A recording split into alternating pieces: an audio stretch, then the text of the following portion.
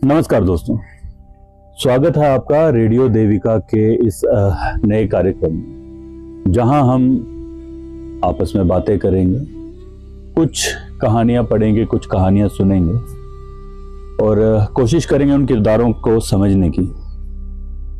वैसी ये कहानी जो हम आज शुरू करने जा रहे हैं वो हमारे जीवन में बहुत इम्पोर्टेंट रोल प्ले करती है। एक ऐसी कहानी जिसमें ज्ञान है, जिसमें प्यार है, जिसमें अहंकार है, जिसमें सब कुछ है, ह्यूमन इमोशंस भर भर के हैं, जिसे हमने एक महाग्रंथ का नाम दिया है। पर मुझ जैसे कुछ लोग इस कहानी को अपना इतिहास भी मानते हैं। बात करूं इस कहानी की तो जिंदगी के जितने भी उलझने हैं, जितनी भी प्रॉब्लम्स हैं, उन सब का सल्यूशन, उन सब का सार, एक पूरा मनुष्य जीवन क्या है, वो इस कहानी में इतना अच्छे से दिखाया गया है कि जो समझ गया उसे इस जीवन में कभी कोई दुविधा नहीं आ सकती। बात करेंगे हम महाभारत की कहानी के बारे में। समझेंगे इस कहानी को हम किरदार दर किरदार, हर एक कैरेक्टर की स्टोरी को, हर एक कहानी को हम पूरी कोशिश करेंगे कि अच्छे से समझ पाएं। और ये कहानी हम शुरू करेंगे वहां से जहां से मैं ये कह सकता हूं कि महाभारत की कहानी ना शुरू हुई थी असल में। तो शुरू करते हुए मैं आप सबको बता दूं कि महाभारत की ये कहानी जो है वो बेसिकली सिर्फ दो फैमिली क्लेश में कौरव पांडव के बीच नहीं हुई थी। ये कहानी शुरू हुई थी एक बहुत ही प्यारी लव स्टोरी के साथ, प्रेम कहानी के साथ। और ये कहानी थी महाराज शांतनु और स्वयं माता गंगा की। ये कहानी जितनी प्यारी है उतनी ही दर्दनाक भी है, उतनी ही सैड भी है।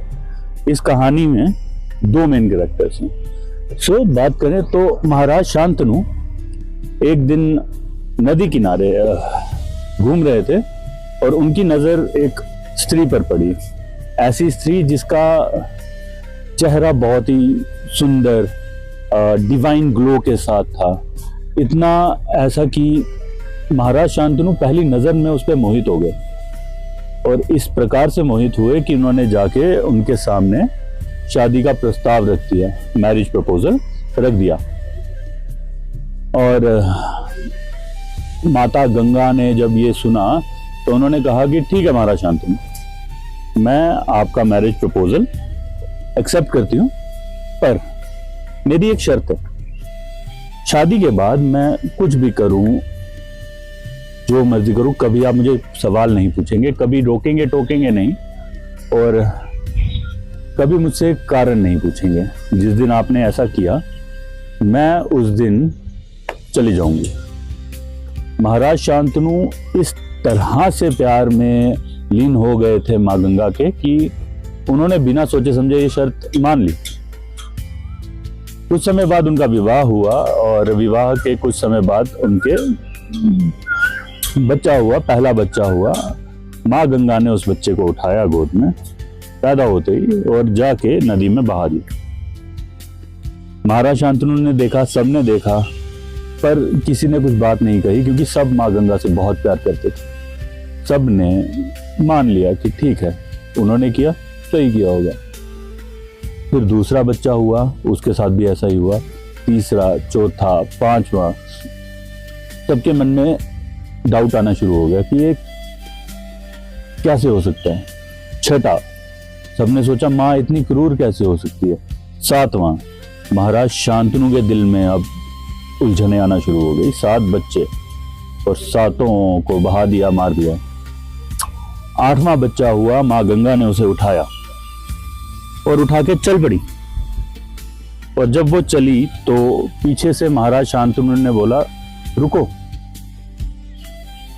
तुम एक माँ होके इतने निर्दयी कैसे हो सकती हो? तुम अपने ही बच्चों को कैसे मार सकती हो? तब माँ गंगा ने कहा कि महाराज, आपको शायद याद है या नहीं, पर शादी से पहले मैंने आपसे एक वचन लिया था कि आप मुझे कभी रोकेंगे नहीं, कभी टोकेंगे नहीं और कभी कोई सवाल पूछेंगे नहीं।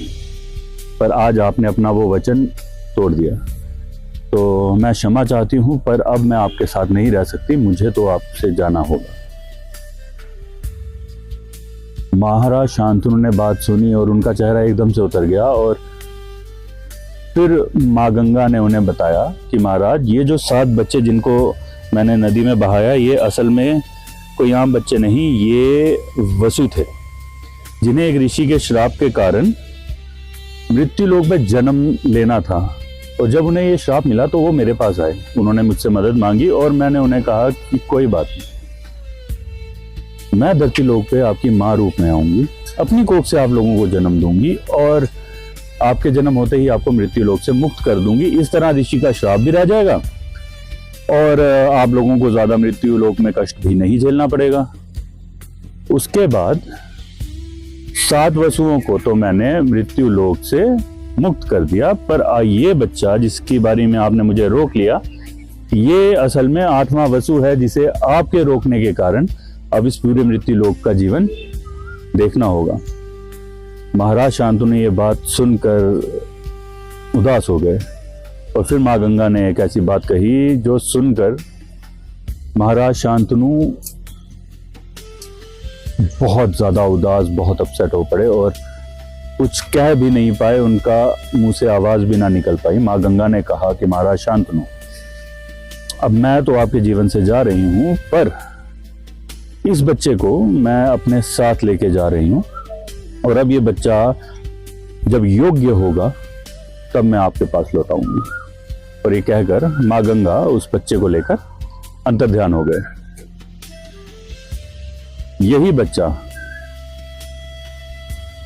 जो बड़ा हुआ और एक ऐसा योद्धा बना जिसने इतिहास रचा, जिसे हम इतिहास के सबसे महान योद्धाओं में गिनते हैं, जिसे हम कहते हैं पितामह भीष्म। उस बच्चे का नाम रखा गया देवव्रत।